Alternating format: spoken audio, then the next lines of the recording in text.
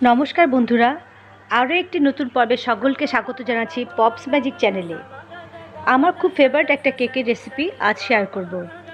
এই কেকটাতে বেসিক্যালি 3টে লেয়ার দেওয়া হয়, আর সবচেয়ে উপরের লেয়ারটা যে যার মতো করে ডেকোরেশন করে। এই লেচেস কেকটা নিঃসন্দেহে প্রত্যেক চকলেট লাভারদের খুবই প্রিয় একটা কেক, আর খুবই ময়েস্ট হয় কেকটা। চলুন শুরু করছি আজকের রেসিপি ভালো লাগলে লাইক এবং কমেন্ট করবেন এবং আমার চ্যানেলটি সাবস্ক্রাইব করে আমার পাশে থাকবেন। সমস্ত মেজারমেন্ট আমি কেক তৈরি করতে করতে বলে দেব। এই লেচেস কেকের জন্য প্রথমে কেকটা বানিয়ে নিতে হবে। এর জন্য একটা বোলে নিয়ে নিচ্ছি রুম টেম্পারেচারে থাকা 4টে ডিম। আমি আজ 7.5 ইঞ্চির একটা মোল্ডে কেক বেক করব, এর জন্য 4টে ডিম নিয়েছি। একটা ইলেকট্রিক বিটারের সাহায্যে আমি ডিমগুলোকে এখন বিট করে নেব। প্রথমে 2 মিনিট আমি লো টু মিডিয়াম স্পিডে বিট করব, তারপর আস্তে আস্তে স্পিডটা বাড়িয়ে দেব। ইলেকট্রিক বিটার না থাকলে আপনারা হ্যান্ড হুইস্ক দিয়েও খুব ভালো করে বিট করে দিতে পারেন। এতে কেকের টেস্টে কোনো হেরফের হয় না, তবে সময় একটু বেশি লাগে।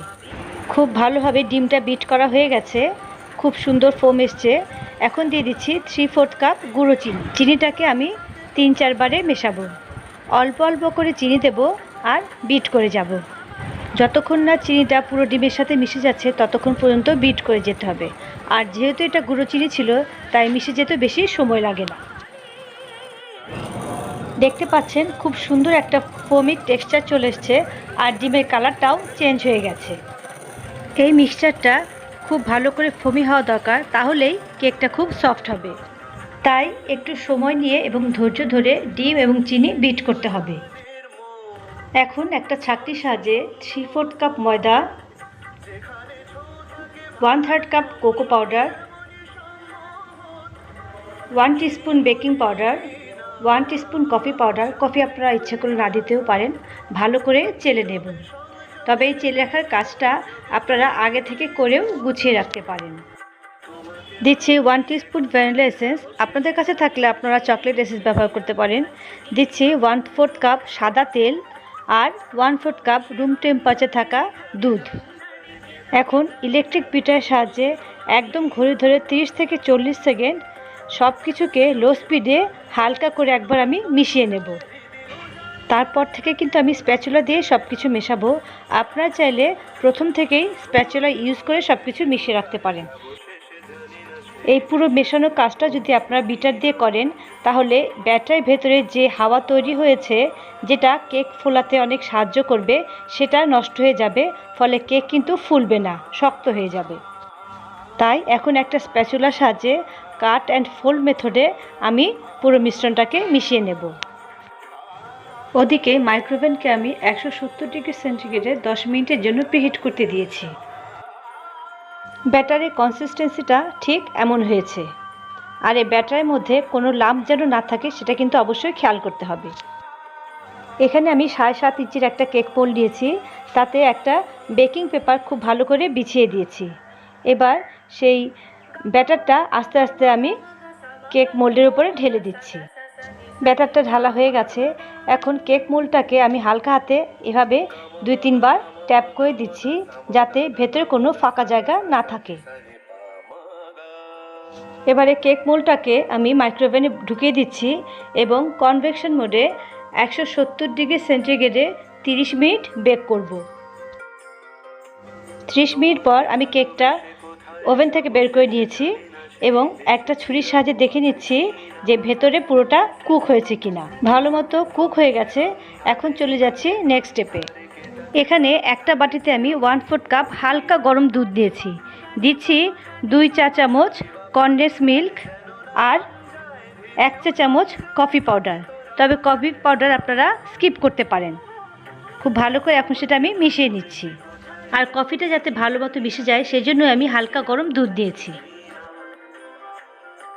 এখন একটা কাঁটা চামচের সাহায্যে কেকটা এভাবে আমি প্রিক করে দিচ্ছি। এখন দুধ এবং কনডেন্স মিলে যে মিশ্রণটা আমি তৈরি করেছিলাম, একটা ব্রাশের সাহায্যে এভাবে কেকের উপরে আমি চারদিক দিয়ে দিচ্ছি। আপনারা স্পুন দিয়েও কাজটা করতে পারেন। আর এই মিশ্রণের বদলে আপনারা সিম্পলি চিনি জলে মিশ্রণে দিতে পারেন, তবে দুধ এবং কনডেন্স মিল্কের মিশ্রণটা দিলে কেকের টেস্টটা খুব ভালো হয়। আর এই কাজটা কিন্তু কেকটা একটু গরম থাকতে থাকতেই করতে হবে। কেকটা এখনও গরম আছে বলে আমি কিন্তু কেক ডিমোল্ড করিনি।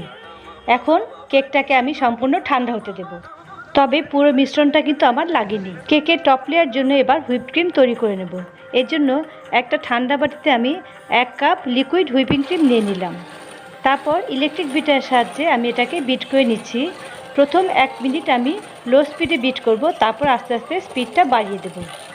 এখন দেখতে পাচ্ছেন ক্রিমটা অনেক স্টিফ হয়ে গেছে। প্রায় 3 থেকে 4 মিনিট সময় লেগেছে আমার। যখন এরকম সফট পিক তৈরি হবে তখন বুঝবেন ক্রিম বিট করা হয়ে গেছে। এর মধ্যে দিচ্ছি 2 টেবিল চামচ চকলেট গানাশ। বিটারের সাহায্যে লো স্পিডে আমি এটাকে বিট করে ক্রিমের সাথে মিশিয়ে নিচ্ছি।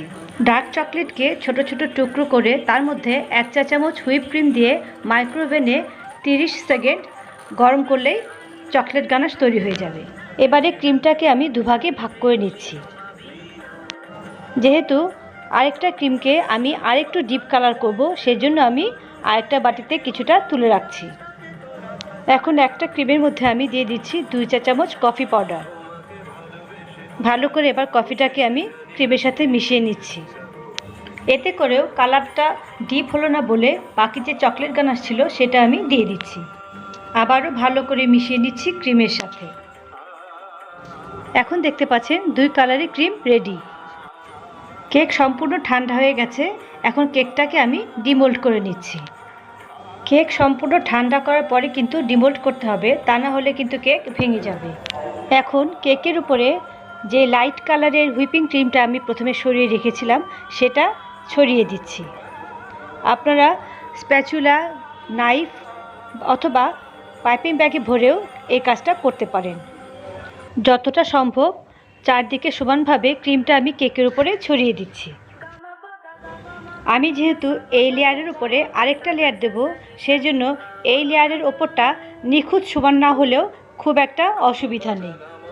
তবে এই ক্রিমের লেয়ারটা কিন্তু একটু পুরু হতে হবে, তাহলে লেচেস কেকটা খেতে ভালো লাগবে। যে ডিপ কালারের হুইপ ক্রিমটা আমি রেডি করে রেখেছিলাম, এখন সেটা একটা পাইপিং ব্যাগে ভরে নিচ্ছি। এবার লাইট কালারের ক্রিমের উপরে এভাবে আমি ডিপ কালারের ক্রিমটা দিয়ে দিচ্ছি।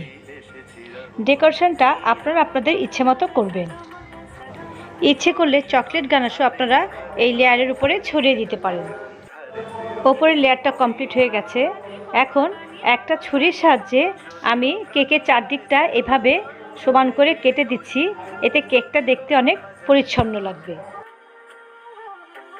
সবার উপরে একটা চকলেট বার নিয়ে একটা গ্রেটার সাহায্যে এভাবে আমি গ্রেট করে ছড়িয়ে দিচ্ছি। ডেকোরেশন হয়ে গেছে। খুবই সিম্পল একটা ডেকোরেশন। এবার কেকটাকে আমি আধা ঘন্টা থেকে 1 ঘন্টা ফ্রিজে রেখে সেট হতে দেব। 1 ঘন্টা পর কেকটাকে ফ্রিজ থেকে বের করে আমি পিস পিস করে নিয়েছি। এখন একটা কেক আপনাদের কেটে দেখাচ্ছি।